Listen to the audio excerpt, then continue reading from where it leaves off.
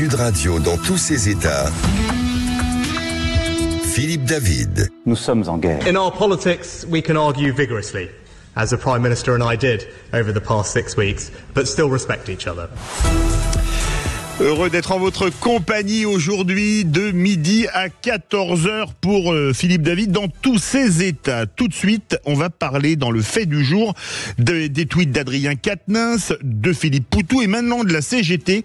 Risque-t-on que la politique se fasse dans la rue, puisque entre la marche sur Matignon ou manifester devant l'Assemblée nationale pour imposer un chef de gouvernement et un gouvernement à Emmanuel Macron, est-ce que vous craignez que la politique se fasse désormais dans la rue? On en parlera avec Michel Maffezoli, sociologue, auteur du livre L'ère des soulèvements, publié aux éditions du Cerf. Juste après, à 12h30, dans le Ça Balance, on va parler de l'antisémitisme qui explose selon une étude européenne. Un antisémitisme qui a vu notamment doubler les agressions physiques entre 2018 et aujourd'hui. On en parlera avec Élie Corchia, président du Consistoire central de France et avocat. Il y aura bien évidemment les perles, les huées et les bravos. Et pour le dernier face-à-face de la saison, j'aurai deux personnes avec moi, le plaisir d'avoir deux anciens députés de la majorité. Bruno Millienne, ancien député Modem, et Patrick Vignal, ancien député Renaissance. On va parler de leur expérience de député et bien sûr du macronisme. Est-ce qu'il est fini, comme l'a dit hier Gilles Legendre, l'ancien président du groupe Renaissance à l'Assemblée nationale? On fera un bilan du macronisme à 7 ans et ça va être absolument passionnant puisque ce sont deux députés qui parlent vrai. On se retrouve tout de suite sur Sud Radio.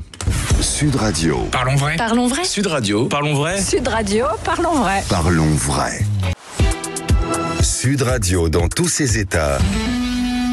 Le fait du jour. Édith Piaf qui chante un chant révolutionnaire de 1789. Avant-hier, Adrien Quatennens tweetait « Alerte, Macron veut nous voler la victoire et manœuvrer pour faire barrage à l'application du programme du nouveau Front populaire. Le seul souverain que la République connaisse, le peuple doit le faire céder. Pourquoi pas une grande marche populaire en direction de Matignon ?» Toujours sur Twitter, Philippe Poutou du NPA et qui était candidat aux législatives pour le nouveau Front populaire dans l'Aude, je cite « Il est quand même très probable que pour obtenir un gouvernement de gauche menant une politique de gauche, il faille pousser très fort par en bas par une mobilisation unitaire, des manifs, des grèves. C'est notre seule façon de contrer les manœuvres et l'hostilité des dominants. La CGT cheminot appelle à des rassemblements devant les préfectures et l'Assemblée nationale le 18 juillet pour exiger un gouvernement du nouveau Front populaire, tandis que pour Sophie Binet, la secrétaire générale de la centrale syndicale, le pays va plonger dans le chaos si le choix des urnes n'est pas respecté. Est-ce que maintenant la politique va se faire dans la rue? On va en parler avec Michel Maffezoli, professeur émérite de sociologie à la Sorbonne et auteur du livre L'ère des soulèvements, publié aux éditions du Cerf. Michel Maffezoli, bonjour. Bonjour cher ami, bonjour. Bienvenue sur Sud Radio. Est-ce que ces appels à la rue sont surprenants pour vous? Non, pas du tout. Enfin, en même temps, je pense qu'il faut un tout petit peu relativiser. C'est-à-dire que le pauvre Quatennens n'a pas pu se présenter aux élections. Concernant Poutou, je dirais c'est son fonds de commerce. Un ancien trotskiste va jouer un peu sur ces processus de violence.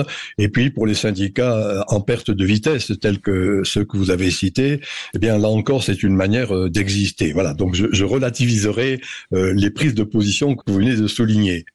Sur le fond, par contre, pour moi, nous assistons à la fin d'une époque. La modernité s'achève et les crises que l'on voit politiquement et à bien des niveaux rendent attentifs à cette fin d'époque. Et chaque fois qu'il y a une fin d'époque, soyons clairs, bien évidemment, il y a de la violence. J'ai écrit ce livre qui s'appelle L'ère des soulèvements pour rendre attentif au fait que depuis les Gilets jaunes, en passant par le convoi des libertés ou les diverses manifestations ici ou là, on est dans un moment où oui, n'ayons pas peur du mot, le désordre ou la violence va régner.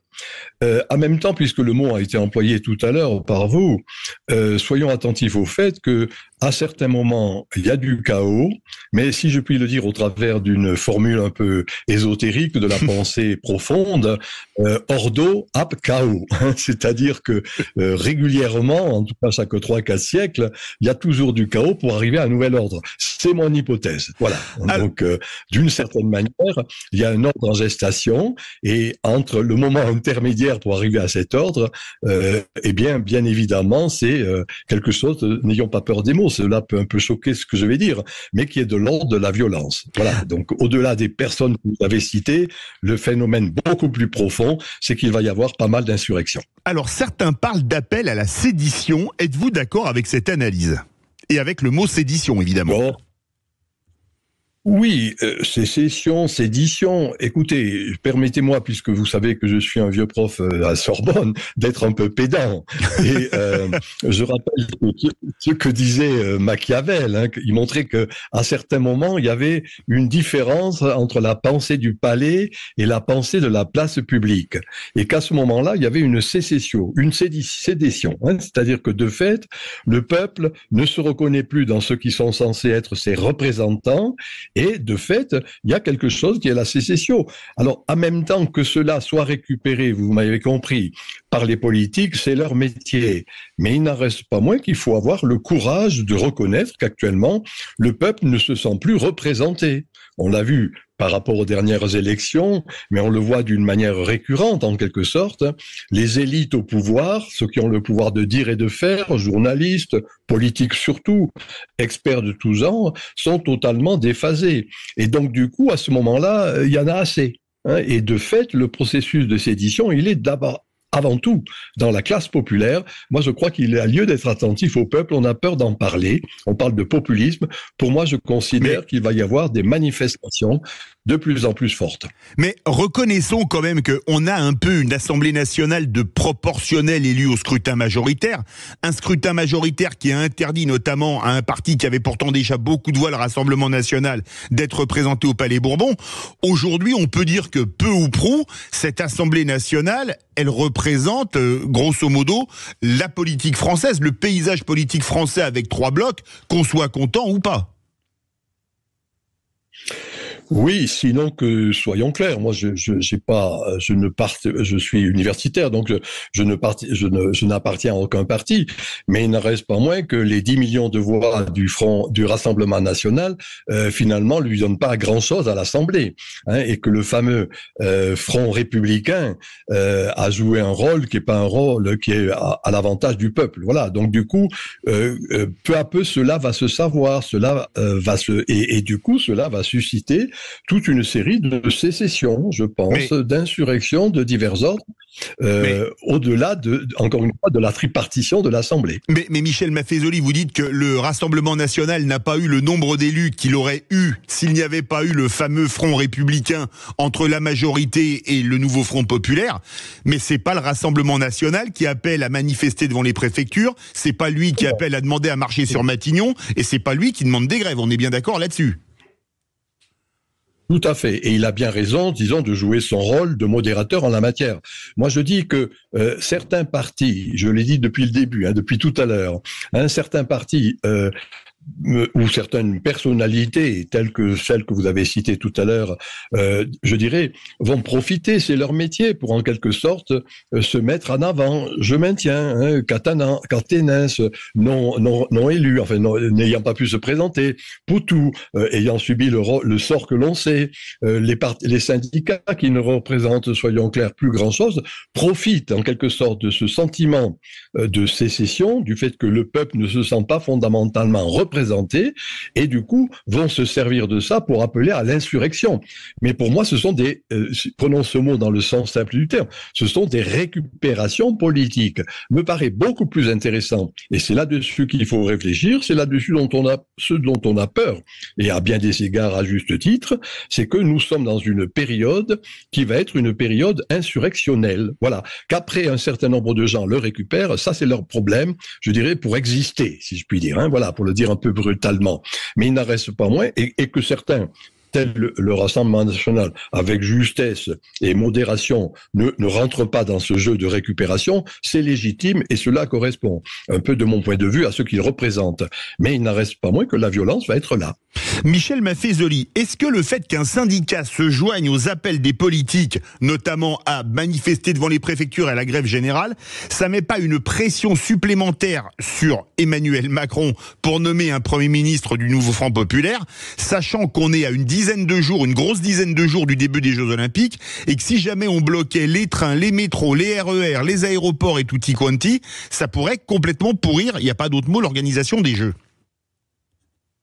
Ça c'est clair. Enfin, je pense que là-dessus, si vous voulez, qu'encore une fois, les syndicats, même s'ils ne représentent pas grand-chose, puissent appeler à la révolte avant les Jeux Olympiques, je dirais, c'est dans l'ordre des choses. Le vrai problème, tout de même, et c'est pas l'objet de notre débat ce matin, tout à l'heure, actuellement, oui. C'est je dirais, la dimension totalement scandaleuse d'un président de la République qui ne représente plus grand-chose, qui fait de la théatrocratie, qui joue de la théâtralité. Et donc, bien évidemment, le vrai problème de fond, il est là. C'est-à-dire, puis-je encore citer une phrase de l'Ancien Testament qui a été connue, c'est l'Ecclésiaste. « Malheur à toi, pays, dont le roi est un enfant ». Et d'une certaine manière, on est en train de payer le fait que on a un président qui est un adolescent versatile, permettez-moi d'être un peu brutal, qui a suscité ce qui est en train de se passer maintenant. Alors voilà, je ne sais pas qu'est-ce qui va en sortir, mais il n'en reste pas moins qu'au-delà des syndicats, au-delà des personnes que vous avez citées, le vrai problème, c'est cette théatrocratie, ce jeu qu'a joué un président qui n'est pas responsable. Alors, a-t-on déjà vu dans l'histoire de France une telle situation ? Oh oui, écoutez, moi je pense que chaque fois qu'il y a un changement d'époque, eh bien il y a un processus de cet ordre. Prenons celui qui nous est le plus proche, le plus simple, juste avant la Révolution française, soyons clairs. Eh bien, il y a eu le même type de fourmillement, le même type de grouillement, le même type en quelque sorte d'insatisfaction et de désaccord entre ceux qui étaient le pouvoir du moment, la royauté, et puis le peuple. Voilà. Et donc, cela a mené à cette Révolution française, soyons clairs, avec la terreur, avec des éléments de violence qui n'étaient pas négligeables, loin de là. Voilà. Donc, ce n'est pas quelque chose de nouveau. Excusez-moi, permettez-moi de rappeler tout simplement que chaque 3-4 siècles, de mon point de vue, il y a la fin d'une époque et donc la fin d'une élite. Et nous assistons à ce moment-là à cette fin d'élite. Et du coup, c'est le peuple qui est en train de manifester et qui se manifestera de plus en plus. Moi, je maintiens. Je sais que ce que je dis n'est pas très paisible, non. Mais il n'en reste pas moins que les Jeux Olympiques ou non, il y aura, à mon avis, pas mal d'insurrections qui vont se manifester. Michel, alors, c'est embêtant que ça arrive. En plein JO, oui, absolument. Comme Emmanuel Macron ne peut pas dissoudre avant 1 an, est-ce qu'on est au début d'une grave crise politique, j'irais même plus loin, d'une crise de régime ? Moi, je le pense. Je pense que véritablement, nous sommes dans un moment très grave où, dans le fond, comment dire, pour le dire un peu simplement, le peuple ne se sent pas représenté. Le processus de représentation. Et on l'a vu en particulier dans ce qui vient de se passer avec ce fameux front républicain, ce sur quoi s'appuie le président de la République pour justifier encore une fois son maintien et justifier le fait qu'il va retarder au maximum la constitution d'un nouveau gouvernement. Au-delà de ces deux éléments, dans les quelques mois qui vont se passer, là, dans ce qui est en train d'arriver actuellement, eh bien, nous sommes dans un moment grave qui est un changement, vous avez employé le mot, je suis assez d'accord, un changement de régime. C'est la fin de l'idéal démocratique qui est en train de se manifester, au bout de qui ça s'est mis en place au 19e siècle, et là nous assistons à une crise très grave, qui n'est pas simplement une crise politique de mon point de vue, qui est plus une crise civilisationnelle. Alors gardons l'expression que vous avez employée, elle me convient, vraiment la fin d'un régime, c'est-à-dire d'une manière crise de régime. De se représenter le peuple. Voilà, et ce n'est plus le cas actuellement. Alors voilà, espérons que ce ne soit pas trop violent. Excusez-moi, j'aime bien l'histoire. Je vais revenir à des crises de régime. Récemment, mai 58, c'est la crise de régime de la 4e République. On pourrait remonter auparavant. 1848, c'est la crise de régime de la monarchie de Juillet. 1830, c'est la crise de régime de la Restauration. Est-ce qu'on est en train de vivre quelque chose de comparable, Michel Maffezoli ? Et je remonte pas à 1789, mais on pourrait presque. Non, mais Vous avez raison, mais les deux dates que vous avez données sont très importantes. 1848, 1830, Absolument, 1848. Et Louis-Philippe. Voilà, en gros. Et ce sont historiquement des moments très importants qui rendent attentifs au fait, gardons l'expression que vous avez employée, ce changement de régime. De mon point de vue, c'est tout à fait quelque chose de cet ordre qui va se passer, qui est en jeu actuellement. Alors, qu'est-ce qui va ressortir de cela? Moi, je suis pas prophète, je suis pas même de le dire avec précision, mais il n'en reste pas moins que la représentation politique n'est plus en phase avec le peuple, et à ce moment-là, il y a une insurrection. Vous voyez, des auteurs classique qu'on ne cite plus, c'est saint Thomas d'Aquin, au XIIIe siècle, dans sa forme théologique, quand il dit, à certains moments, quand il n'y a plus représentation, il y a insurrection. C'est lui qui emploie le mot insurrection. Eh bien, je pense que la position de saint Thomas d'Aquin, que l'on ne connaît plus assez, qu'on ne connaît pas assez, est fort juste pour décrire ce qui va se passer. Michel Maffezoli, dernière question. Pensez-vous qu'on est en train de vivre le chant du cygne de la Ve République ?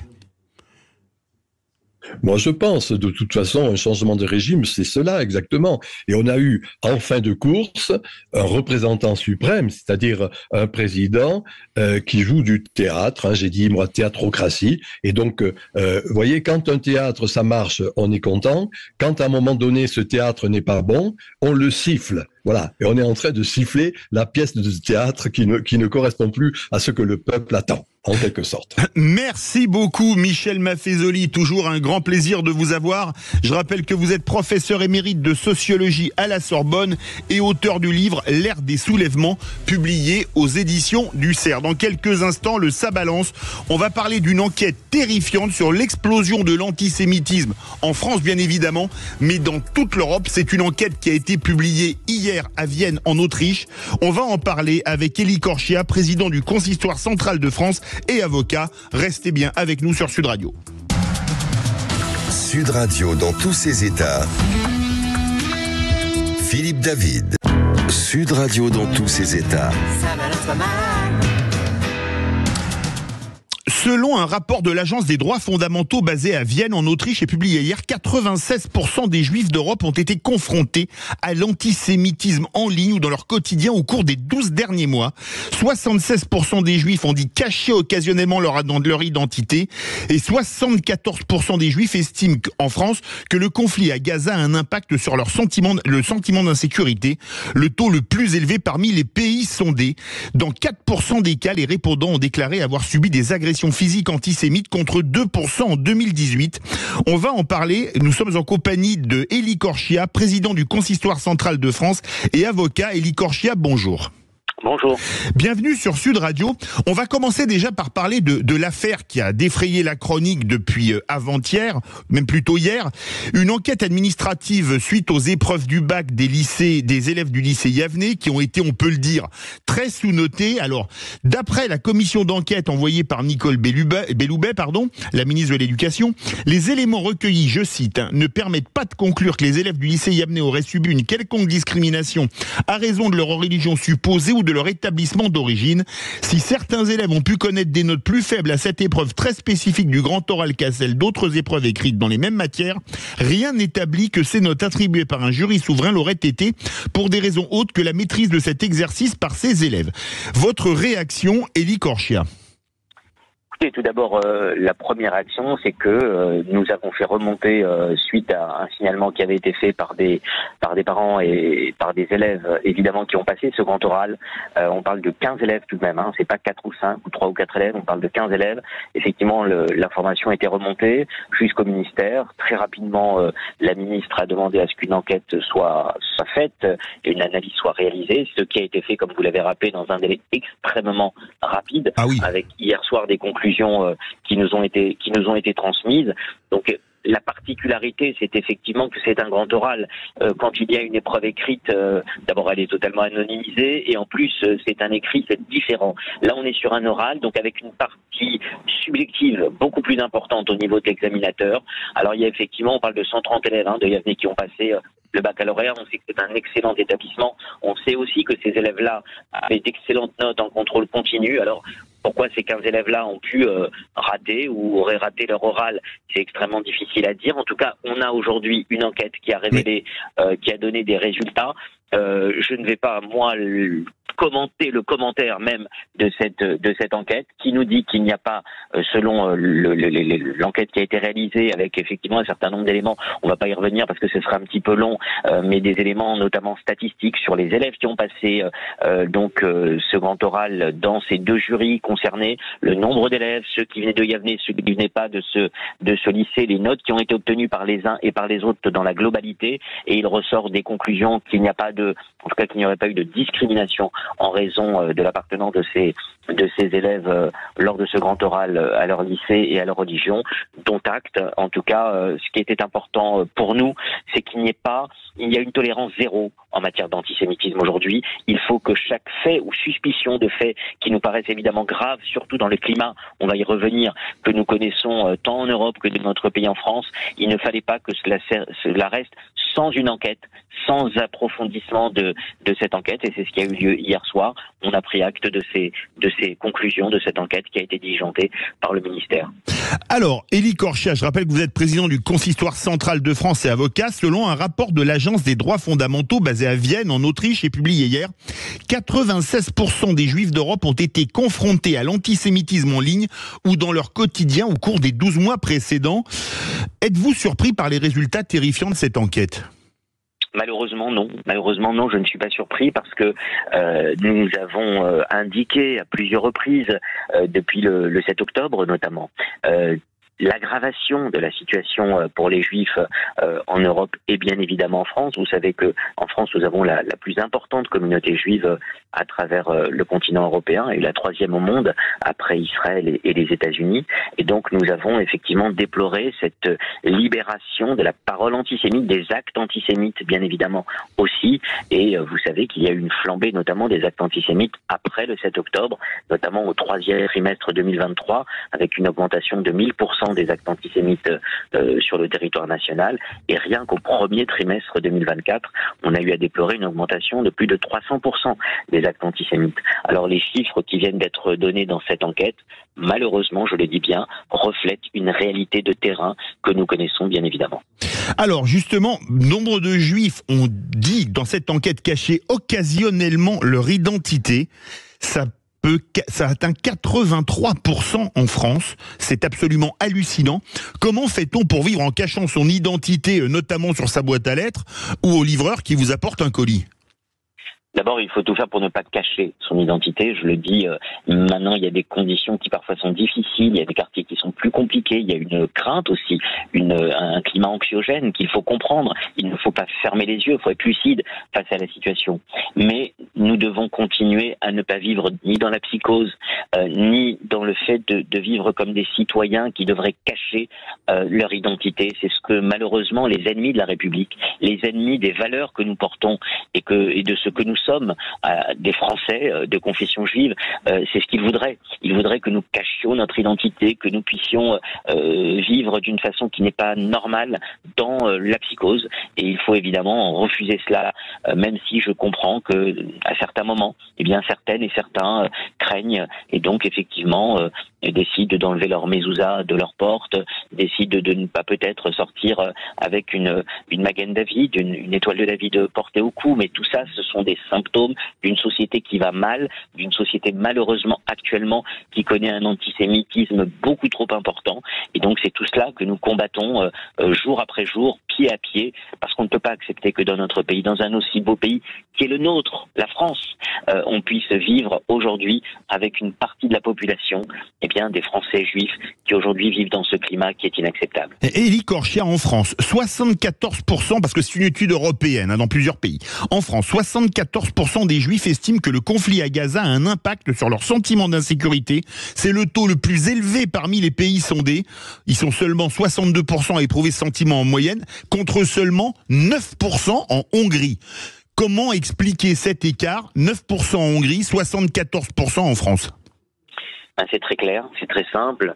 Vous savez que depuis le 7 octobre, après le massacre des civils commis par les terroristes du Hamas contre la population israélienne, que ce soit au festival de musique du festival Nova, avec plus de 360 jeunes qui ont été massacrés dans ce festival. C'est à l'échelle d'un petit pays comme Israël, c'est comme si ça correspondait à 10 ou 15 fois le Bataclan chez nous lors des attentats de 2015, lorsqu'on sait que certains responsables, notamment politiques et d'extrême gauche, avec notamment des responsables de LFI, eh bien, ont banalisé, ont minimisé, ont ironisé même sur ces massacres. Lorsqu'on sait qu'ils ont utilisé un antisionisme féroce, virulent, pour servir la cause d'un antisémitisme, malheureusement, qui s'est réinventé sur le terreau de l'antisionisme, eh bien, malheureusement, depuis le 7 octobre, nous avons vu effectivement cette situation au Proche-Orient instrumentalisée, importée, malheureusement, sur notre territoire,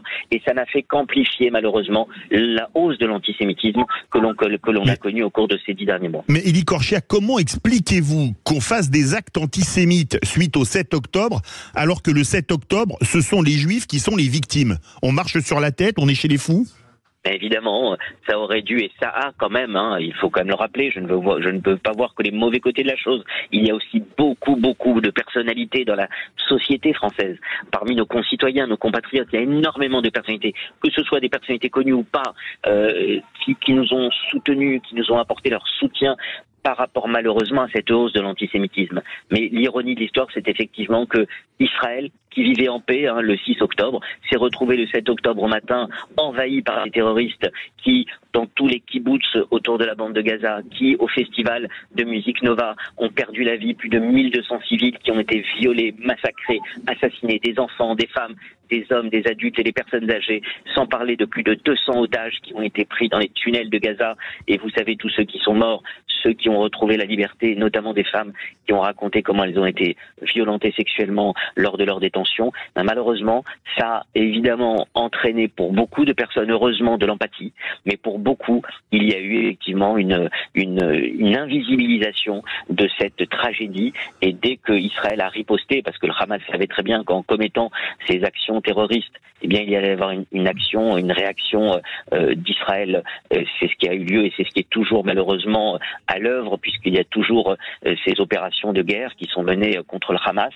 Eh bien, certains ont utilisé cela pour argumenter sur l'antisionisme, et malheureusement c'est tout ce que ça a entraîné aussi comme hausse du climat, je dis bien dans le climat antisémite, d'une hausse aussi de l'antisémitisme. Ça y contribue malheureusement directement. Élie Korchia, dans 4% des cas, les répondants ont déclaré avoir subi des agressions physiques antisémites contre 2% en 2018, donc un doublement en à peine 6 ans. Est-ce qu'il y a une omerta sur cet état de fait ? Non, je ne dirais pas qu'il y a une omerta, parce que s'il y a un point sans doute positif, c'est que nous ne sommes plus dans le déni comme à une certaine époque. Rappelez-vous, fin des années 90, début des années 2000, il y avait un déni. On ne voulait pas voir les choses comme elles étaient, on ne voulait pas nommer les choses comme elles étaient. On n'est plus dans cette situation.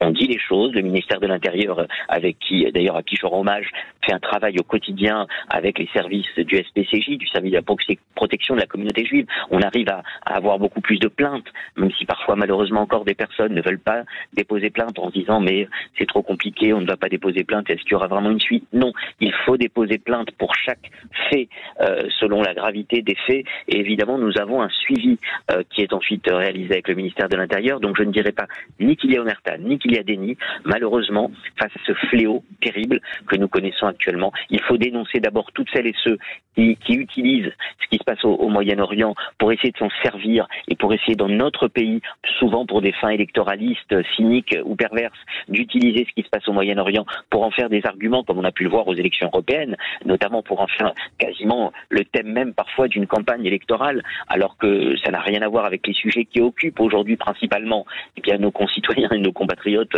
nous qui sommes français. Et il faut faire aussi attention à ce que quand il y a des plaintes, ça puisse donner lieu aussi à une judiciarisation à la hauteur du fléau antisémite. Justement, Élie Corchia, vous êtes, outre président du Consistoire central de France, vous êtes avocat. 60% des sondés trouvent que les efforts de leur gouvernement pour combattre l'antisémitisme ne sont pas assez importants. Vous avez dit qu'en France, ils étaient suffisants d'après vous. Mais est-ce que, par exemple, on ne devrait pas durcir les peines pour ceux qui se rendent coupables de ce type d'acte ? Votre question exactement, c'est s'il y a une omerta ou un déni.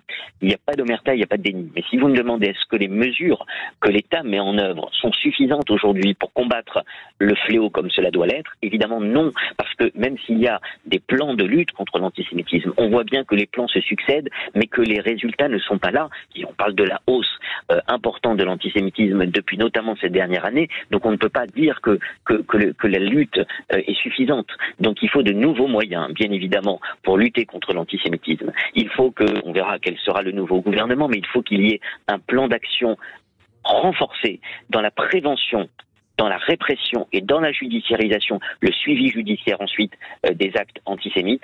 Si on ne fait pas ce travail en 3 étapes, dans la prévention au niveau des écoles, des collèges, des lycées, dans la répression au niveau des actes quand ils sont réprimés par les forces de l'ordre, et évidemment dans le suivi judiciaire, on ne réussira pas le combat qui est celui contre l'antisémitisme, un fléau qui est national. Et il faut qu'on se donne aussi les moyens dans notre État de lutter de façon supérieure, supplémentaire contre ce fléau. Suite aux résultats des législatives, près de 2000 demandes d'émigration de Français juifs vers Israël ont été déposées. Est-ce que vous avez des informations dans ce domaine et est-ce que c'est un phénomène qui s'amplifie? Ça s'appelle faire l'alia.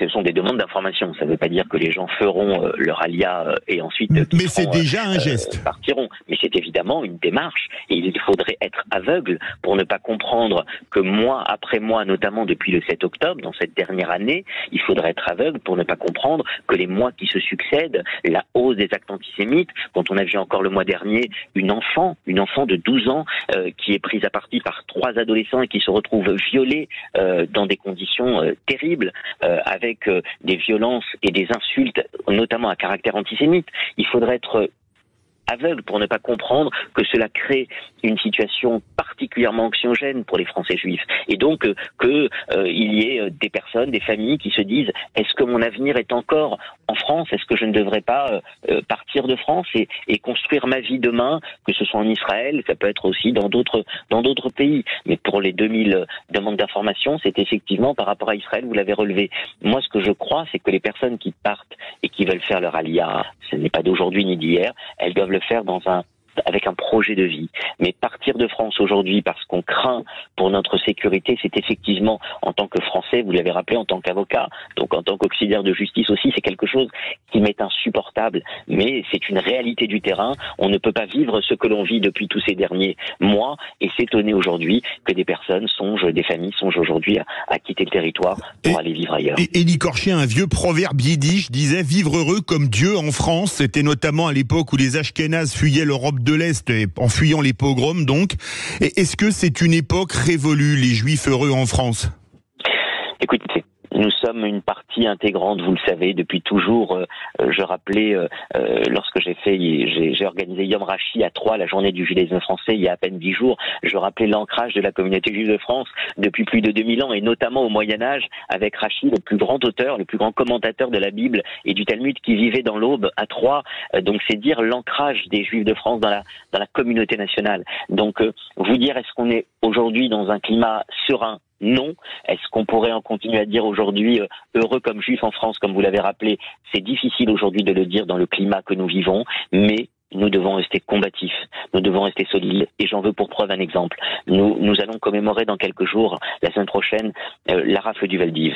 Vous savez, après la Shoah, quand des hommes et des femmes sont revenus, ils pesaient 30, 40 kilos, après avoir survécu à la Shoah, ils sont restés. Ils ont rebâti des familles, ils ont reconstruit des vies alors qu'ils avaient vécu ce que le pire du XXe siècle a pu produire. Nous vivons aujourd'hui au XXIe siècle avec le terrorisme, avec ce que sans doute le XXIe siècle a produit de pire avec le terrorisme, mais il faut rester, même dans le climat antisémite que connaît notre pays, il faut rester combatif et il faut toujours avoir foi en l'avenir. Ça a toujours été le message des Juifs de France et je crois que c'est encore le message que nous porterons. Dernière question, Élie Corchia, il va y avoir une campagne qui va être faite pour sensibiliser les gens à la lutte contre l'antisémitisme? Oui, bien sûr. Il y aura notamment un clip vidéo sur l'antisémitisme, contre l'antisémitisme, qui va être diffusé à partir de ce dimanche. Du 14 juillet, oui. Du 14 juillet. C'est des choses qui sont importantes, c'est des choses qu'il va falloir encore mettre en avant. Tous les moyens seront utiles, notamment sur les réseaux sociaux, sur tous les moyens audiovisuels. Il faut renforcer cette lutte, il faut parler à tout le monde, notamment à la jeunesse, parce que c'est notre inquiétude. On ne peut pas rester en France, dans un pays qui est le pays des Lumières, on ne peut pas rester avec ce taux aussi important d'antisémitisme. Merci beaucoup Élie Corchia, je rappelle que vous êtes président du Consistoire central de France et avocat. On se retrouve dans quelques instants pour les pères, les huées, les bravos. Sud Radio dans tous ses états. Philippe David. Sud Radio dans tous ses états. Les perles du jour. Et les n'importe quoi, on n'en manque pas en ce moment. Depuis dimanche soir, on est à la chasse à la coalition qui pourrait former une majorité, fût-elle relative à l'Assemblée nationale. On parle d'arc républicain, alliant des sociodémocrates à LR pour certains, tandis que le nouveau Front populaire revendique Matignon. Un nouveau Front populaire qui, s'il devait gouverner la France, serait censuré très rapidement par l'Assemblée, c'est-à-dire au premier 49.3. Mais certains, alors là c'est très fort, ont imaginé une solution à l'absence de majorité. Je cite un extrait de la tribune d'Aurélie Filippetti, l'ancienne ministre dans Le Monde, accrochez-vous bien. Plutôt qu'une étrange grande coalition, la méthode du gouvernement dit de minorité où la gauche, arrivée en tête, forme le gouvernement avec une neutralité du groupe Ensemble au nom du Front républicain est la solution la plus respectueuse des urnes. Une solution reprise par le premier secrétaire du PS, Olivier Faure, qui la résume ainsi. La solution la plus respectueuse du fait démocratique est que le président de la République, mais aussi le groupe Ensemble, prennent l'engagement de ne voter aucune motion de censure contre le gouvernement de gauche installé pendant une période lui permettant d'assumer ses fonctions. En clair, on demande à Emmanuel Macron de nommer Premier ministre une personnalité issue d'une coalition minoritaire avec moins de 200 députés, tout en demandant aux députés de l'ex-majorité présidentielle de ne voter aucune motion de censure de cette minorité, quoi qu'elle fasse. Ainsi, on pourrait gouverner en ayant tant ultra-minoritaire, la gauche représentant à peine 30% des Français, tout en n'ayant pas d'opposition pour s'opposer aux lois, fussent-elles les plus scélérates. On pourrait même peut-être décider l'interdiction des partis d'opposition, ceux-ci ayant l'impossibilité morale pour une partie d'entre eux de s'opposer. Je ne sais pas si ce que fument Aurélie Filippetti et Olivier Faure c'est de la bonne, mais en tout cas, c'est de la forte. Sud Radio Berkoff dans tous ses états. Qui est dans la perle du jour, la gauche émarge au mieux à 30% des suffrages, même si ses leaders répètent à l'envi qu'ils ont gagné les élections. Mais en lisant l'interview de Stéphane Le Foll, le maire PS du Mans et ancien ministre dans Ouest France, on comprend mieux pourquoi la gauche est aussi basse dans les urnes, vu sa déconnexion vis-à-vis des réalités du pays. En effet, Stéphane Le Foll déclare dans cette interview, accrochez-vous bien, c'est encore surréaliste, la 4e dimension, il y a 4 sujets majeurs qui ont été posés sur la table par les Français, le pouvoir d'achat, l'éducation, la santé et le logement. Ce sont ces priorités qu'il faut traiter. Bref, fin de citation, bref, vous avez bien entendu, les 4 priorités des Français seraient le pouvoir d'achat, l'éducation, la santé et le logement. Alors pour le pouvoir d'achat, d'accord, mais on ne peut pas dire que l'éducation, la santé et le logement aient fait partie des priorités des Français lors des 2 derniers scrutins. Je sais pas moi, l'insécurité galopante, est-ce qu'elle aurait pas un peu compté au point de faire monter le RN plus Reconquête à près de 37% des voix dans les urnes le 9 juin lors des européennes? Et l'immigration, elle n'est pour rien dans le quasi-doublement du nombre de députés RN malgré le Front républicain du second tour. Ainsi donc, Stéphane Le Foll n'a rien compris au message des Français, mais la gauche ayant toujours refusé de parler d'insécurité et d'immigration, il y a franchement pas de quoi s'étonner. Et pas de quoi s'étonner non plus que les classes populaires votent désormais massivement beaucoup plus dans le Rassemblement, pour le Rassemblement national que pour la gauche. On comprend mieux leur désastre répété dans les urnes auprès des classes populaires. Sud Radio Berkoff dans tous ses états. Can I start by congratulating the Prime Minister on his election victory, and as he takes on his formidable task, he and his family deserve the good wishes of all of us in this House. Now, in our politics, we can argue vigorously, as the Prime Minister and I did over the past 6 weeks, but still respect each other. La voix que vous venez d'entendre est celle de Rishi Sunak, l'ancien Premier ministre conservateur, qui déclare à la Chambre des communes, où son parti vient de perdre la majorité, je vous le traduis, « Je commence en félicitant le Premier ministre élu pour sa victoire aux élections et, alors qu'il prend en charge sa formidable tâche, lui et sa famille méritent les meilleurs vœux de réussite de nous tous au sein de cette Chambre. En politique, on peut s'affronter vigoureusement comme le Premier ministre et moi-même l'avons fait ces 6 dernières semaines tout en se respectant. » En entendant ces mots, on se demande si le Royaume-Uni vit sur une autre planète que la France quand on constate le calme, la sérénité, la courtoisie et le respect sur les bancs de l'équivalent britannique de l'Assemblée nationale. 2 salles, 2 ambiances, comme on dit. D'un côté, des personnes parfaitement habillées, costumes cravate pour les hommes, tailleur ou tenue chic pour les femmes. On est loin des t-shirts, tenues excentriques, borboriques mais hurlements, sans oublier les drapeaux étrangers brandis, en attendant peut-être les punks à chiens lors d'une prochaine législature qu'on est désormais habitué d'en les voir dans l'hémicycle du Palais Bourbon.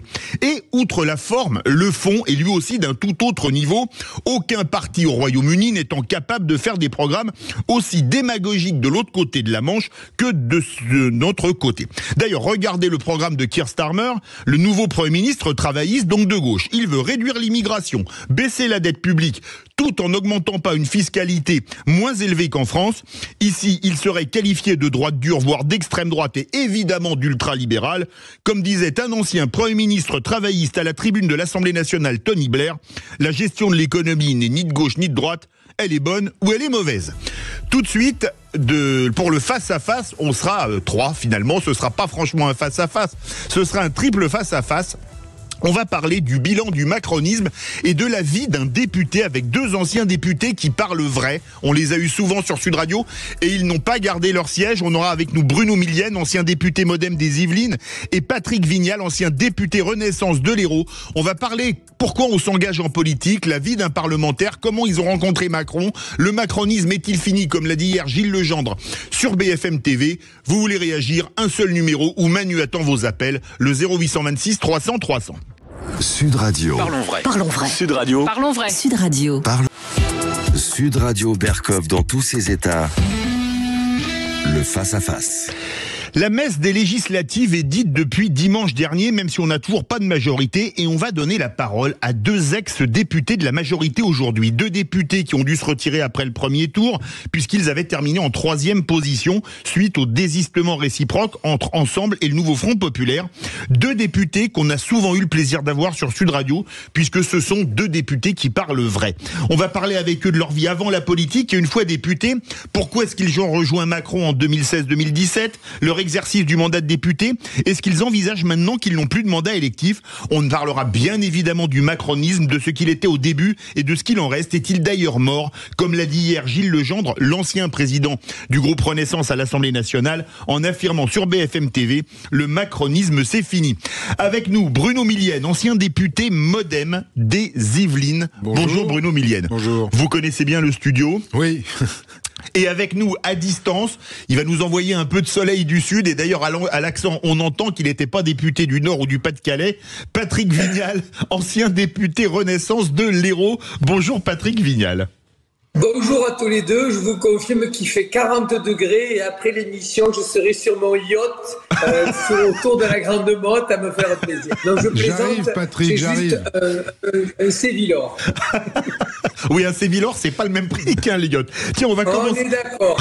Ça vaut 400 €. Ah oui, on va commencer avec vous, comme vous êtes à distance, Patrick Vignal, pas de souci, Bruno Millienne. Comment vous êtes-vous lancé dans la politique et que faisiez-vous professionnellement quand vous vous êtes lancé en politique? Alors en fait, moi j'avais un club de judo dans un petit quartier de Montpellier, Selle-Neuve, et j'avais des super résultats avec mes gamins. On a été champion de France cadet en judo, 3e chez les filles, champion de France junior. Et un jour, Georges Frêche me dit « Mais monsieur Vignal, vous me demandez jamais rien, je veux vous recevoir à la mairie ». Je rencontre Georges Frêche, on commence à faire un grand club de judo qui s'appelait Montpellier Judo avec plus de 1000 licenciés. Et il me propose à la fois, en 98, de faire toute la sécurité de la Coupe du Monde de foot.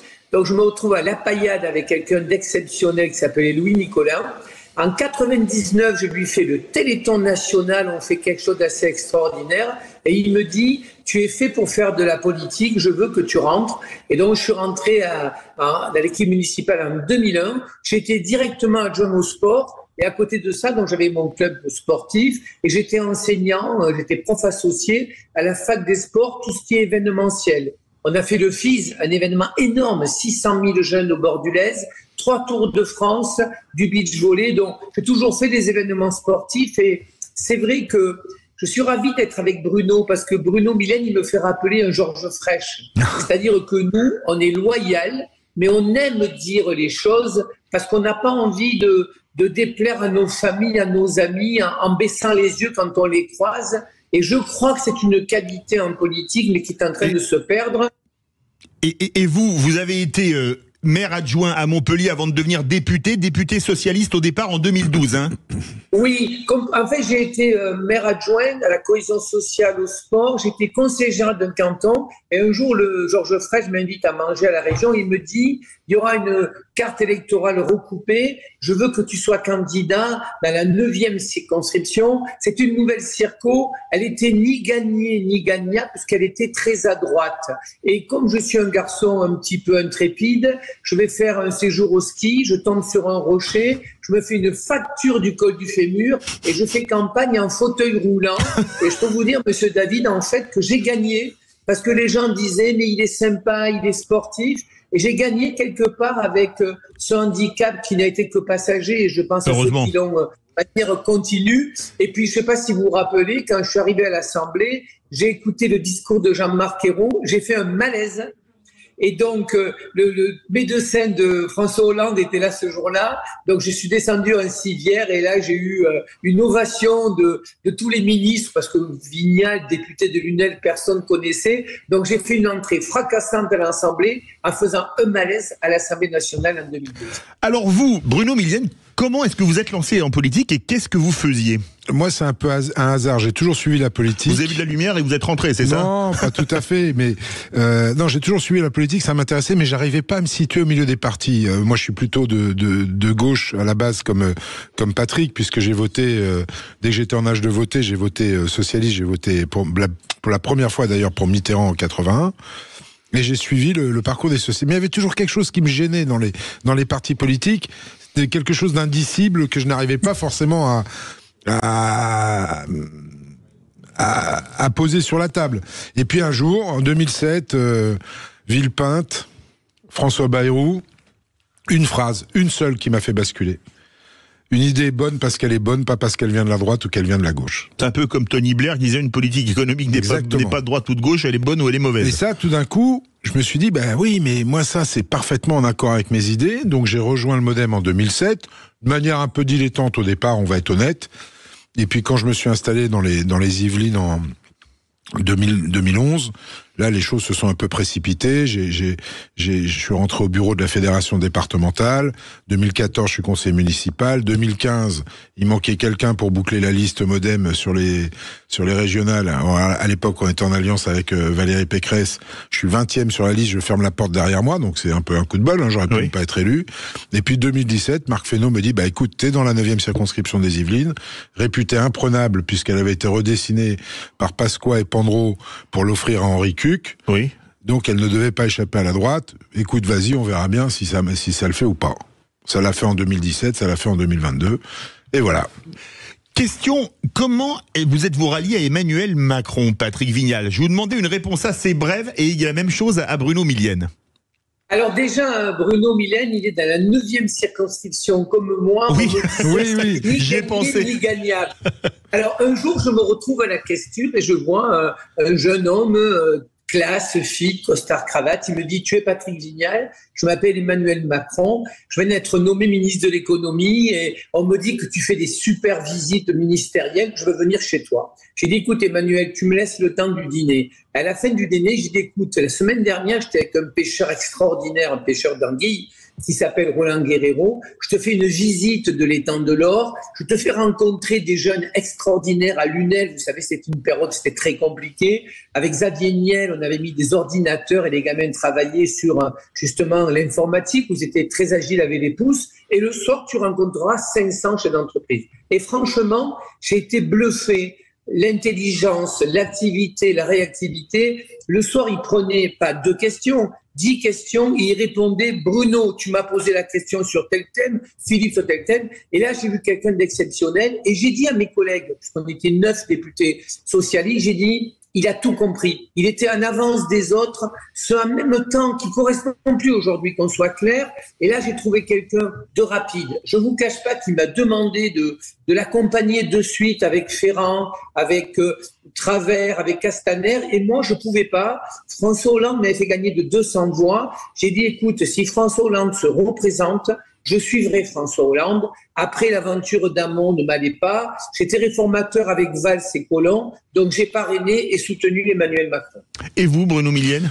L'histoire est plus complexe. Nous, on avait, on va être honnête, en 2017, au Modem, on se posait la question de savoir si François allait pas candidater à la présidence, si François Bayrou n'allait pas candidater à la présidence. Et puis quand même, on voyait ce phénomène incroyable depuis avril 2016 se propager partout en France. Des meetings assez puissants, pareil, un intellect brillant, une intelligence hors du commun et quelqu'un qui nourrissait d'espoir tous les gens qu'il rencontrait. Enfin, il faisait se lever les foules. Alors, on était un peu circonspect au Modem.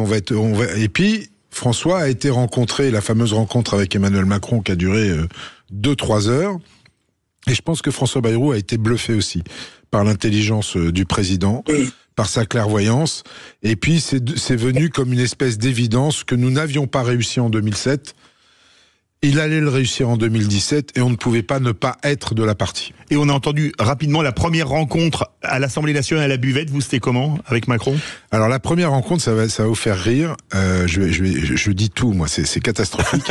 C'était pendant l'affaire Benalla. Ah oui. Patrick s'en souvient. On est tous à la Maison d'Amérique latine où on attend le président, où il a cette fameuse phrase qu'il vienne me chercher. Qu'il vienne me chercher. Ah, vous l'aviez pas rencontré avant la présidentielle ? Bon, si, je l'avais vu comme ça, mais avant la présidentielle, non. Il n'y avait pas eu de rencontre vraiment face à face. Ah oui.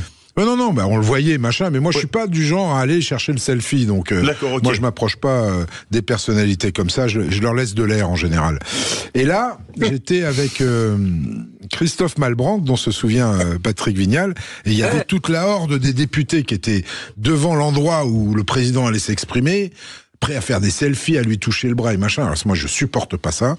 Et avec Christophe, tout d'un coup, on se dit, bon, viens, on s'écarte un peu, on va dans le fond du jardin de la Maison d'Amérique latine. On avait repéré un petit truc qui faisait du bellota. Oui, le jambon de gland espagnol qui est fabuleux. Juste avant que... Et puis, moi, je savais pas du tout par où le président allait arriver. Le premier député qui rencontre, il arrive par l'arrière, c'est moi. Ah oui. Et donc, il me serre la main. Il connaissait mon nom. Bon, là, je suis tombé un petit peu à la renverse. Il connaissait mon nom. Il m'a transpercé avec ses yeux bleus. J'ai eu l'impression qu'on me lobotomisait. Ah. Ce mec a une puissance d'attraction hallucinante. Vous êtes bien sur Sud Radio, il est 13h15, on continue cet entretien sur le macronisme avec 2 anciens députés, Bruno Millienne et Patrick Vignal. Vous voulez réagir ? Manu attend vos appels au 0826 300 300. Sud Radio. Parlons vrai. Parlons vrai. Vrai Sud Radio. Parlons vrai. Sud Radio dans tous ses états. Philippe David. Et on fait le bilan du macronisme avec 2 anciens députés macronistes qu'on aime beaucoup sur Sud Radio parce qu'ils parlent vrai. Bruno Millienne, ancien député Modem de la 9e circonscription des Yvelines, et Patrick Vignal, ancien député Renaissance de la 9e circonscription de l'Hérault. Le 9 est à la mode aujourd'hui sur Sud Radio. Alors, je voudrais vous poser une question, mais pour une réponse rapide. Vous dites qu'il vous a scotché tous les deux. Mais quel personnage est-il, Bruno Millienne ? C'est difficile à définir. Moi, je pense que c'est un esprit excessivement brillant qui voit les choses, qui sent les choses. En tout cas, c'est comme ça que je l'ai ressenti. Il y a qu'à voir, pour ceux qui ont assisté au fameux grand débat du président, moi j'ai assisté à celui d'Evry, 5 heures. C'est impressionnant de voir un homme être capable de répondre à toutes les questions qu'on lui pose sans aucune fiche. Enfin, voilà, il impressionne, il est brillant. Est-ce que le fait d'être aussi intelligent et aussi brillant n'est pas justement le mauvais côté de la facette aussi, c'est-à-dire qu'il arrive pas à avoir en face de lui des gens à sa hauteur et finalement il décide tout seul? C'est peut-être une des réponses qu'on pourrait avoir. Patrick Vignal? Oui, je partage l'analyse de Bruno, mais ce que disait Bruno quand il est venu chez moi, il a un regard perçant. Il avait, parce que ces temps d'usure, les crises successives l'ont fatigué, mais je me rappelle des gens qui étaient de la CGT, me disaient le lendemain, quand ils nous parlaient, on avait l'impression qu'on était la personne la plus importante à ses yeux pour lui. C'est ce que dit tout le monde. Oui, je pense qu'il va très très vite. Vous savez quoi, en fait, il va trop vite.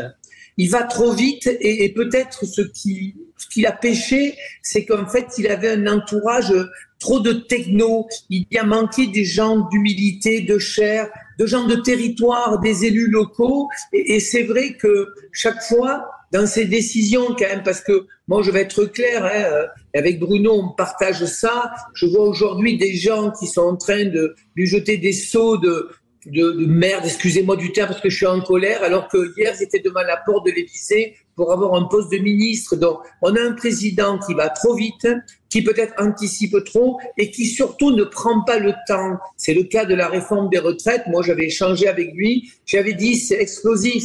Les Français ne veulent pas obéir, ils veulent adhérer. Et en fait, il est allé peut-être trop vite dans ce mandat. Et il faut qu'il prenne un petit peu le temps de faire confiance aux gens. Alors, en 2017, vous êtes élu député pour la première fois. Bruno Millienne, on va faire le bilan du premier quinquennat Macron à l'Assemblée nationale. Alors, il y a eu le Covid, il y a eu les gilets jaunes. Avant le Covid, il y a eu plein de choses.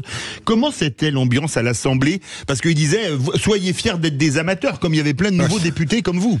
Ça, c'était pas forcément la meilleure phrase qu'il est sortie, soyez fiers d'être des amateurs. Il nous en a sorti quelques-unes, des phrases qui n'étaient pas forcément les bienvenues. Mais non, ça a été un apprentissage. Pour moi, Patrick avait déjà eu 5 ans de mandat, mais moi, c'était le premier. Le premier truc, c'est qu'on est dans une lessiveuse. Et on cherche à trouver le bouton essorage pour pouvoir sortir à peu près propre. Et puis finalement, on y arrive. Ça a été tout de suite des joutes quand même avec les oppositions. Moi, je n'ai qu'un seul regret, si je dois en avoir un sur cette période 2017-2022, et je le dis en toute amitié avec Patrick, parce qu'il partage ce point de vue-là, c'est que des 3 composantes, ou des 2 composantes, je ne sais plus combien on était, non, il y avait 3 composantes de la majorité présidentielle, il y en a une qui a été quand même assez méprisante, assez hautaine, assez arrogante, vis-à-vis de ses partenaires et vis-à-vis des oppositions. Et moi, je pense sincèrement avec le recul... Vous visez Renaissance, là, qui s'appelait l'AREM à l'époque. Oui. Alors qu'on devait faire de la politique autrement. Mais je sais que Patrick partage ça. On est sur un point de faire de la politique autrement, nous. Et je pense que parce qu'on a été comme ça, et c'est le fait majoritaire qui fait ça, oui, effectivement, parce qu'on a été comme ça, eh bien en 2022, quand il a fallu construire des alliances avec les oppositions, ils nous ont fait des bras d'honneur et ils ont eu raison. Quant au bilan 2017-2022, je ne renierai rien du bilan. Pour moi, il a été excellent et je pense que dans l'histoire, on s'en souviendra. Jamais des gouvernements et un président n'ont autant soutenu le pays que ce président-là et les différents gouvernements qui ont été présents entre 2017 et 2022. Patrick Vignal, quelle ambiance 2017-2022? Vous en êtes à votre second mandat, on va dire que vous connaissez déjà un peu la boutique. Mais je vais vous donner un exemple précis. On était 350, une majorité absolue. On écrasait le MoDem, on écrasait Horizon. J'ai un exemple, Philippe. Vous savez que j'ai porté une loi qui est partie d'un collectif. L'association Porte Mon Nom sur le changement de nom issu de l'affiliation. En 2021, 4000 personnes demandées. On est à 150 000. Inceste, viol, des femmes qui ont été battues, qui voulaient rajouter le nom de la mère ou enlever le nom de ce salopard de bourreau. Mais vous savez quoi, mon groupe En Marche a refusé que ce soit moi parce que j'étais un socialiste grande gueule de gauche et c'est avec le garde des Sceaux que nous avons porté cette loi. Et si on a perdu 103 députés, c'est parce que Bruno a raison. Quand le président dit « soyez fiers d'être des amateurs », il se trompe. La politique, c'est pas un métier, mais c'est un engagement, c'est des valeurs, c'est du respect, c'est de l'humilité. Vous savez, et ça nous a manqué. Et quand on réfléchit, ce manque de 100 députés en 2022, aujourd'hui, nous coûte. Donc, effectivement, la nouvelle Macronie, il y avait des gens géniaux de la société civile, je pense à des jeunes, un renouvellement de femmes. Mais les gens qui arrivaient, d'un coup, ils se retrouvaient comme ça, parlementaires, à parler à un préfet, à faire de la télé, et ça a monté la tête de certains, et ça nous a pesé. Et là, Peut-être que le président a une responsabilité dans le en même temps. Il avait raison du en même temps. Sauf qu'à un moment donné, il fallait aussi qu'on respecte et qu'on puisse asseoir un vrai parti, Philippe David. On n'a pas de parti. Renaissance et Déclic. Moi, au PS, j'étais secrétaire de section, j'allais afficher, j'avais 100 militants, on refaisait le monde, on n'était pas d'accord, mais on dialoguait. Et ça, aujourd'hui, ça manque dans le paysage politique. C'était un peu chacun en rang, je ne veux voir tout le monde en rang, je ne veux voir qu'une tête, c'est ça? Non, c'était pas ça, mais vous voyez bien que En Marche, qui est devenu Renaissance après, c'est un conglomérat de gens qui viennent de différents horizons, dont certains n'avaient pas fait de politique. Vous ne construisez pas un parti politique sans être enraciné localement. Pourquoi le MoDem est encore debout après tant d'années alors qu'on en a traversé des tempêtes, C'est parce que localement, on est implanté, parce que on a une histoire, on a un ADN, on a des valeurs qu'on a portées et qu'on a défendu depuis plus de 100 ans maintenant. Donc voilà, et ça se fait pas en 7 ans. Donc oui, désolé, le parti Renaissance, pour moi, ça va être compliqué en 2027 de continuer. Eh bien justement, on va en parler dans quelques instants du bilan du macronisme et puis de ce deuxième quinquennat qui est en cours et qui est, on peut le dire, pas franchement un long fleuve tranquille. Vous me direz, le premier entre les gilets jaunes et le Covid l'avait pas été non plus. Vous voulez réagir? Manu attend vos appels au 0826 300 300, ainsi bien sûr que Bruno Milliel et Patrick Vignal qui vous répondront sans langue de bois. Sud Radio dans tous ses états. Philippe David. Sud Radio dans tous ses états. Philippe David. Et on a le bonheur d'avoir avec nous Bruno Milliel, ancien député MoDem de la 9e circonscription des Yvelines, et Patrick Vignal, ancien député Renaissance de la 9e circonscription de l'Hérault, pour tirer le bilan du macronisme. On a fait le premier quinquennat. Patrick Vignal, quand vous êtes réélu en 2022, qu'est-ce que vous pensez que devraient être les priorités du nouveau gouvernement? En fait, moi, ce que j'ai proposé au président, je lui ai dit, on manque d'ancrage local, créer un ministère de l'action territoriale et un bureau des solutions. On ne gagnera pas uniquement avec l'économie, la baisse du chômage.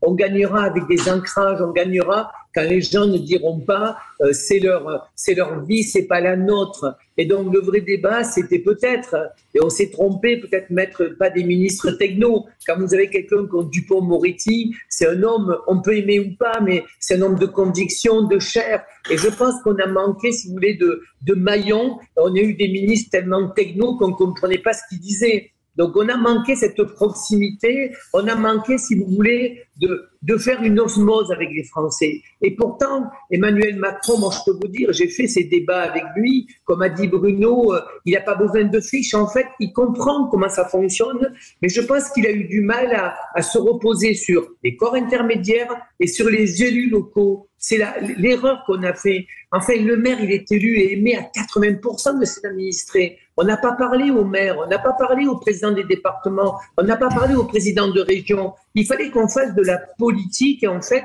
on a fait de la techno. Et la techno, Philippe David, ça ne marche pas. Il n'y a jamais de bons politiques qui sont des technos parce que c'est deux métiers différents. Bruno Milliel, j'avoue aussi que la techno, c'est pas mon genre musical préféré, hein, soyons très clairs. Il est très rap, Philippe David, en fait. Il est très rap et reggae, il faut le savoir. Non, mais moi, je rejoins ce que dit Patrick. C'est pas pour dire toujours la même chose que lui, mais on a déshumanisé la politique sur le deuxième mandat. On a déshumanisé la politique. On a besoin de parler aux gens avec de l'empathie, avec de l'écoute, avec de la compréhension. On n'est pas tout le temps d'accord avec les gens, mais on a fait des campagnes où tous les deux, on a rencontré des gens qui n'étaient pas d'accord avec nous. Ça n'empêche pas de discuter, de les écouter, d'essayer de comprendre. Ça, on l'a pas fait. Il y a des erreurs dans la façon dont le président a mené finalement son mandat de président, pas forcément sur les décisions qu'il a prise, mais sur la façon de mener ce mandat. Par exemple, il n'a jamais reçu, je trouve ça, alors, vous avez bien compris, je cours pas après les petits fours, hein, mais il n'a jamais reçu des députés à déjeuner de sa majorité, comme pouvait le faire très bien Jacques Chirac. Donc le président n'a qu'un son de cloche au château, à l'Élysée, il n'a qu'un son de cloche, son entourage proche. C'est un homme seul ? Ah bah oui, comme tous les présidents, mais tous les présidents sont des hommes seuls, hein. Ils sont rares ceux qui ont su garder suffisamment de liens avec leurs députés notamment, ou avec des élus locaux. Alors, on va le dire que les anciens partis de gouvernement, la droite et la gauche, avaient très bien le faire à une certaine époque. Ça a commencé à s'effacer un petit peu sous Sarkozy. et sous Hollande aussi. Et c'est dommage, parce que ce lien ombilical avec la terre, avec le terrain, il est absolument nécessaire au président. Alors je comprends bien, un président a un agenda de dingue, oui. C'est compliqué de tout faire rentrer dedans, mais ils devraient tous faire des moments comme ça de rencontres avec les élus locaux, avec leurs députés, voire même avec les députés des oppositions. Ils ont besoin qu'on leur remonte des choses du terrain. Patrick Vignal, pas plus tard qu'hier, Gilles Legendre, vous l'avez bien connu, c'était votre patron au groupe, votre président au groupe Renaissance, a dit le en même temps depuis 2022, le en même temps se déglingue. Mais est-ce que le en même temps, ça a marché à un moment, parce que on peut pas toujours ménager la chèvre et le chou? Écoutez, le en même temps, il a marché en 2017. Je vous rappelle que si François Fillon n'a pas l'affaire Pénélope, il est élu président de la République. 4 millions de voix à la primaire. Donc on avait une période où les partis politiques étaient très compliqués, ils n'étaient pas en odeur de sainteté. On a un président brillant, rapide, qui dit je rassemble tout le monde, et donc ça a marché, sauf que le en même temps ne peut plus fonctionner. Il faut créer des blocs, des vrais blocs de gauche et de droite républicaine. Et le fait d'avoir mis en place une politique où on abat la droite et la gauche, on a des extrêmes à l'arrivée. En ce qui concerne Gilles Legendre, moi je peux comprendre son amertume. Vous savez pourquoi? Un jour on l'appelle, on lui dit « Tu as plus ta circo, elle sera donnée à Stéphane Séjourné ». Même si Gilles était décalé, on ne peut pas lui faire ça. Et après, j'ai envie d'y envoyer un signal. On n'a pas le droit en ce moment de taper sur le président de la République. Avec Bruno, on est des paroles libres. Moi, j'échange beaucoup avec le président par SMS. Je peux vous dire que j'ai jamais été tendre. Mais il nous a fait élire, en tout cas ce qui me concerne, en 2017, en 2022. Et c'est trop facile aujourd'hui. On n'a plus que jamais besoin d'unité. Philippe David, vous voyez bien, il y a 160 députés de la Macronie. J'ai l'impression que chacun est auto-entrepreneur. Donc, avec s'il y a eu des Bruno et des Vignal qui disaient les choses au président, ça aurait mieux marché. Avec François Hollande, régulièrement, nous étions invités à prendre un apéritif. Et on disait à François Hollande, Monsieur le Président, en Occitanie, on a un problème de viticulture, on a un problème d'agriculture. Et lui, il notait. Ça nous a manqué, cette relation avec le Président de la République. Ça nous a manqué parce que c'est ça la chair. C'est ça les remontées des territoires. On a besoin de faire des débats des Gilets jaunes, mais quand même, quand vous avez 300 mecs, hommes et femmes, sur des circos, profitez, utilisez-les, dites-leur c'est quoi qui ne fonctionne pas, comment on peut améliorer. Et ça a manqué, si vous voulez, cette relation directe du président avec ses représentants sur le territoire. Vous êtes d'accord avec Gilles Legendre qui dit que depuis 2022, le en même temps se déglingue? Je comprends ce que veut dire Gilles Legendre, mais c'est pas le en même temps qui se déglingue. Faut qu'on prenne nos responsabilités. On n'a pas été bon sur le partage de la responsabilité de la gestion de la France avec d'autres. C'est ce que je reviens sur l'époque 2017-2022. Et moi, là, j'ai une différence avec Patrick qui veut remettre de bloc. Moi, je n'ai qu'une boussole, c'est le bon sens. Je n'ai qu'une boussole, c'est le bon sens. C'est le pragmatisme et le réalisme. Qu'est-ce qui va le mieux aux Français? Si on regarde aujourd'hui, on va être clair, les trois blocs représentent quoi? Le Rassemblement national représente un besoin de plus de sécurité et de moins d'immigration. Le bloc central représente quoi? Il représente un besoin de stabilité économique pour les entreprises, parce qu'elles ont besoin de prévisibilité et pas de choc fiscal tous les 5 matins. Et le bloc de gauche représente le côté social que peut-être nous n'avons pas assez développé, ce besoin de pouvoir d'achat, ce besoin de reconnaissance.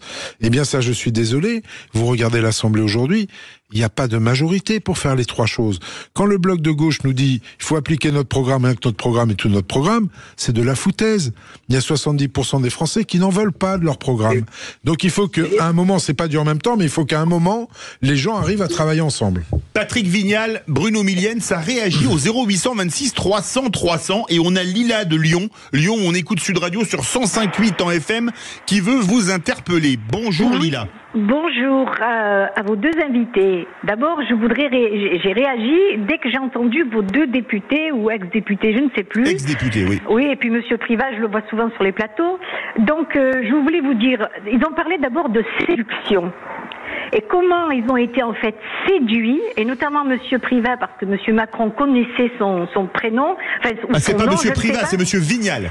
Patrick Vignal. Vignal, pardon. Monsieur Vignal, donc ils ont parlé de séduction.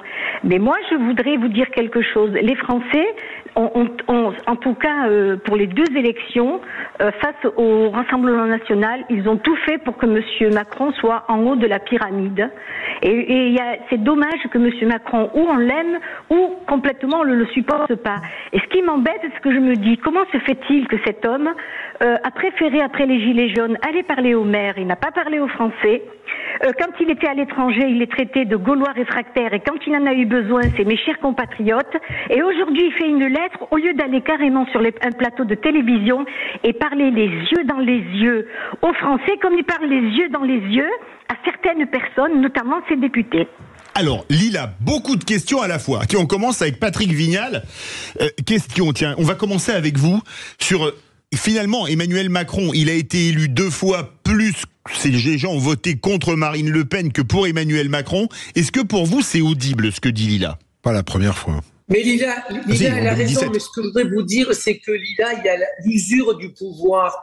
Emmanuel Macron, en 2022, quand il gagne, moi je lui dis, ça va être très dur ton mandat, parce que les petits chevaux sont sortis de l'écurie, et dans la mesure où vous ne pouvez pas vous représenter, vous avez déjà dans votre majorité, parce que ça commence comme ça, protégez-moi de mes amis, je m'occupe de mes ennemis, et vous avez déjà la suite.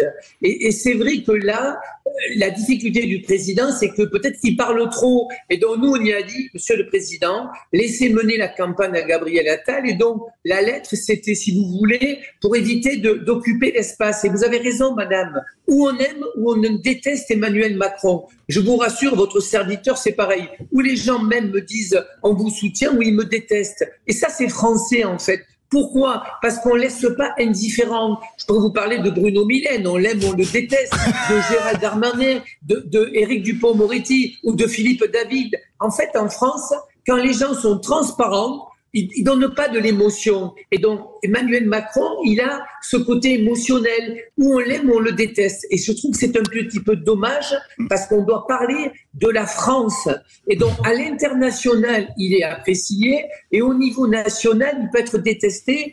J'assume que ces formules, quelques formules, n'étaient pas forcément les Gaulois réfractaires, n'étant pas excellentes. Ou ceux qui ne sont rien. Bruno Millienne, oui. Ce que dit Lila de Lyon, une chose importante, est-ce que c'est vrai que ces formules, les Gaulois réfractaires, ceux qui ne sont rien, et qu'il est quand même excessivement clivant, ça a pas porté préjudice à la majorité et à vous donc... ça a porté préjudice au président surtout. Oui, aussi à lui-même. Ça commence par porter préjudice au président. Moi, je voudrais revenir quand même sur ce que disait Lila. Moi, je pense pas que 2017, ce soit une élection de barrage au Rassemblement national. 2017, c'est une élection d'envie, de changement par un homme qui a su lever les foules. Il a su lever les foules. Moi qui étais un petit peu dubitatif au débat, je l'ai vu, on l'a vu faire. Ce président, ce jeune président était capable d'emmener avec lui tout le monde. Bon, après les choses ont changé, les petites phrases. Mais les petites phrases, oui, mais il y a certaines petites phrases où sur le fond il a raison. Je suis désolé de le dire, mais ça se dit pas comme ça. Quand vous dites à quelqu'un qui cherche du boulot, vous avez qu'à traverser la rue pour en trouver. Non, vous faites pas ça comme ça. Vous prenez le mec par le bras, vous lui dites, monsieur, vous travaillez dans quel secteur? Ah, ok, d'accord. Vous dépendez de quel pôle emploi? On va vous accompagner et je vous promets que d'ici une semaine, vous avez du boulot. Et après, vous pouvez illustrer, et je vous le promets, parce que je sais que si on traverse la rue, on a du boulot. Bon, ben voilà, on a eu à le subir, il l'a subi, la détestation qu'ont les gens pour Emmanuel Macron tient essentiellement dans ces petites phrases, et c'est dommage parce qu'on a été jugé sur la forme et pas sur le fond. Merci beaucoup, Lila. Oui, un mot très court, Patrick Vignal, parce qu'on doit faire la pub. C'est important ce que dit Bruno, je l'ai vécu, moi, quand il est venu à mon déplacement, et quand je fais des plateaux avec des gens qui me disaient on veut plus Macron, et quand je parle du programme, ils vous disent ah non, mais il a fait le job. Et comme dit Bruno, c'était sur la forme, en fait. Quand il est venu chez moi l'après-midi, on est face à des gens et on se retrouve avec deux jeunes qui disaient Emmanuel Macron, toi tu as un costume à 4000, toi tu as un... Et à la fin, Emmanuel il dit, si tu veux un costume, va travailler. Comme le dit Bruno, moi j'aurais dit aux jeunes, qui d'ailleurs a eu un costume parce qu'il est fait d'un service de pompe funèbre un peu. Je leur dis, tu sais, si tu veux avoir un costume, j'ai des formations, j'ai envie que tu fonctionnes. Et c'est ça, Philippe, si vous voulez, c'était sur des réponses trop directes et non politique. Sud Radio, il est 13h42, on remercie Lila de Lyon. Tiens, on va passer du tablier de sapeur dans quelques instants pour les tripous du Rouergue, puisqu'on a Serge de l'Aveyron qui nous appelle au 0826 300 300 pour vous interpeller, messieurs. On se retrouve dans quelques instants. Sud Radio dans tous ses états. Philippe David. Sud Radio dans tous ses états. Philippe David. Et on fait le bilan du macronisme avec Bruno Millienne, ancien député Modem, et Patrick Vignal, ancien député Renaissance. Ça réagit beaucoup, direction l'Aveyron. Bonjour Serge. Bonjour Monsieur David, je suis ravi et bonjour à Monsieur Patrick Vignal et également à Monsieur Millienne. Et je voudrais tout simplement poser une question à Monsieur Vignal, puisque par le passé j'ai eu l'occasion d'être étudiant sous la période où Georges Frêche a enseigné à l'université.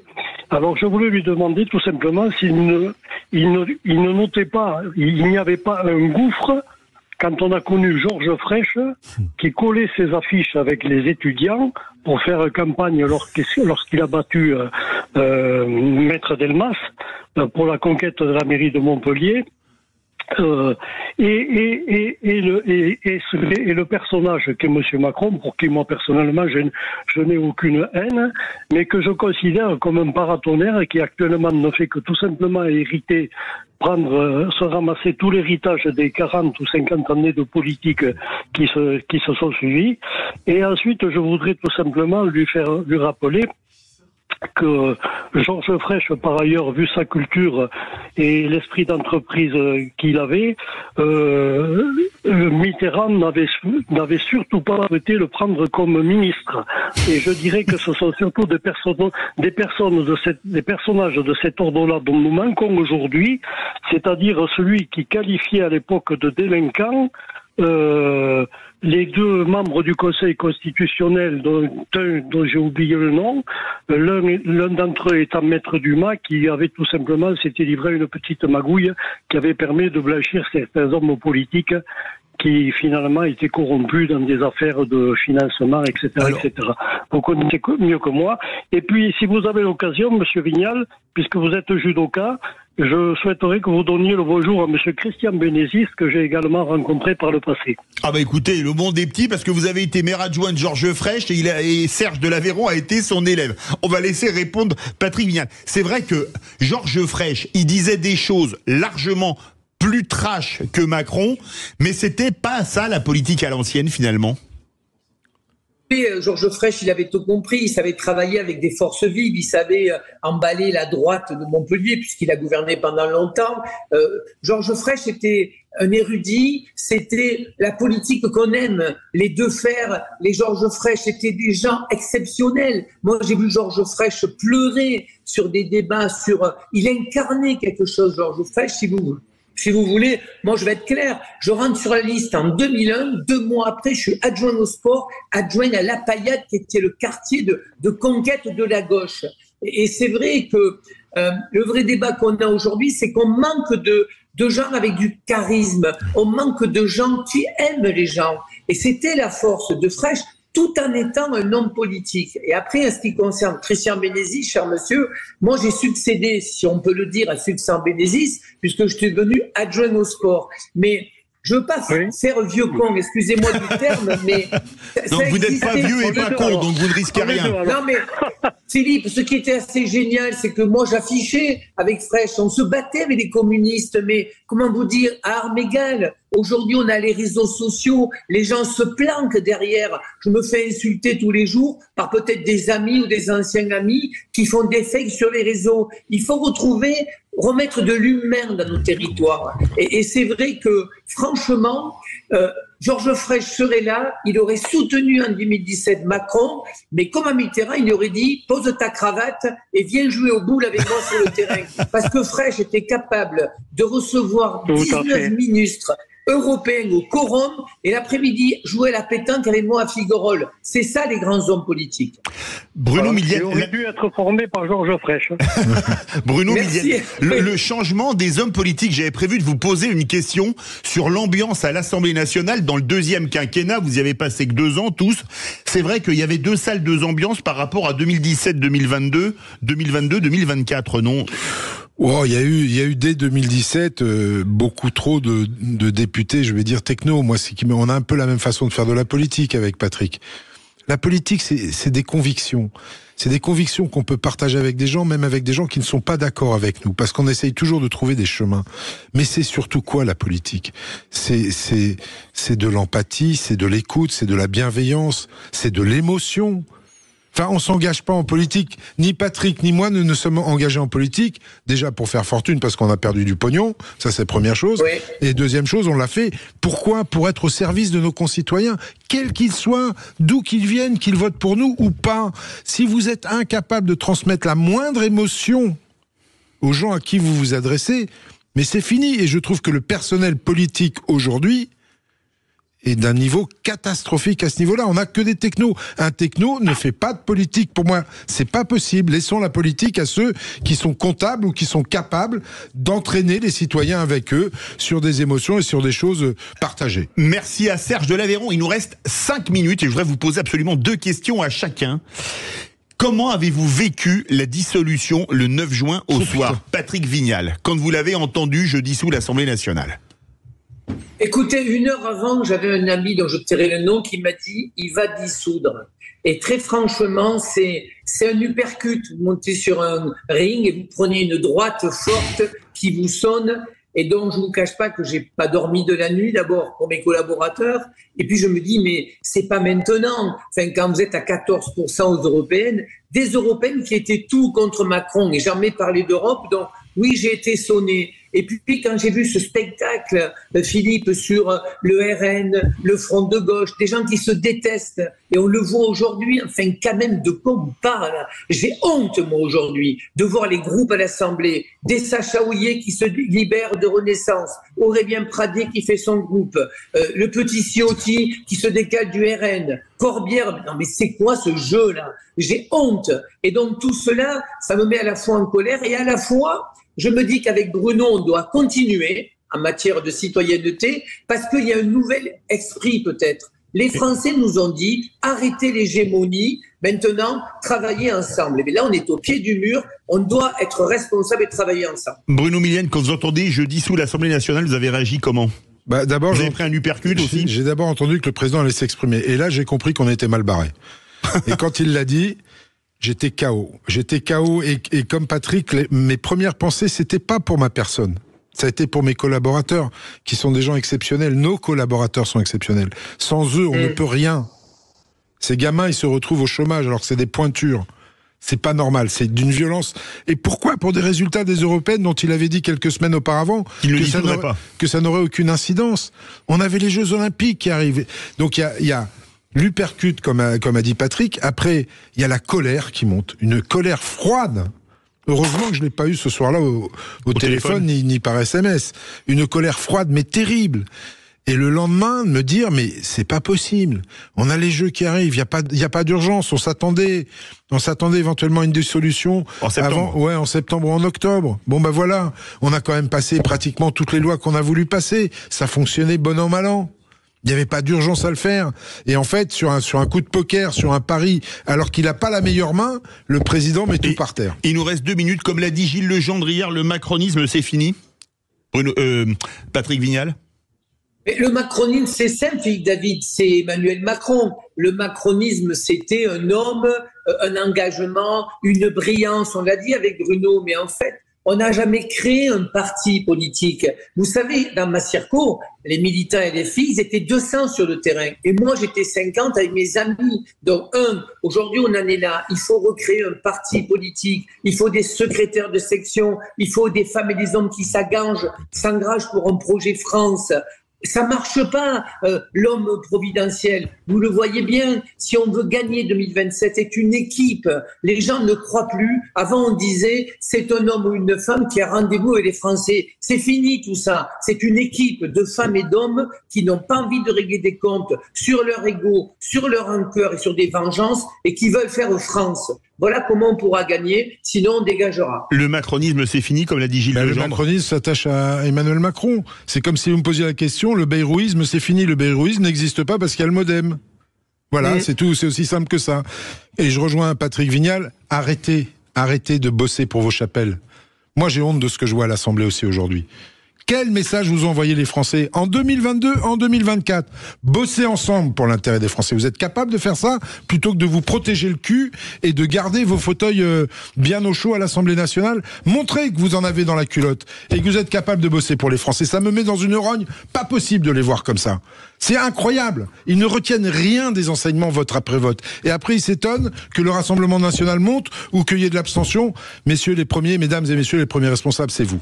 Merci beaucoup Bruno Millienne, ancien député MoDem de la 9e circonscription des Yvelines. Merci beaucoup Patrick Vignal, ancien député Renaissance de la 9e circonscription de l'Hérault pour ce débat passionnant. Je me dois aussi de vous remercier parce que c'est ma dernière de la saison. J'ai passé des moments extraordinaires en votre compagnie pendant cette saison qui se termine aux côtés de Cécile de Ménibus et des Vraies Voix. J'ai été très heureux de remplacer, comme cette semaine, notre ami André Berkoff, à qui on souhaite, comme à Cécile évidemment et à toute l'équipe de Sud Radio, de bonnes vacances. J'espère avoir le plaisir de vous retrouver à la rentrée, vous qui êtes chaque année plus nombreux à écouter Sud Radio. Je voudrais remercier également toute l'équipe, Thibaut et Manu au standard et à la réalisation. Et un petit clin d'œil à Virginie qui est venu assister à l'émission, qui nous a apporté d'excellents chocolats. Je dois le dire, vous avez goûté Bruno Millienne. Notre ami Patrick Vignal n'a pas pu, la réal, ils étaient très bons. Hein. T'as loupé quelque chose, Patrick. C'était les chocolats de Thierry Keflin, un merveilleux chocolatier. Allez, je vous embrasse. On se retrouve à la rentrée, j'espère. Et tout de suite, Brigitte Lahaye. Sud Radio. Sud Radio. Parlons vrai. Parlons vrai. Sud Radio. Parlons vrai.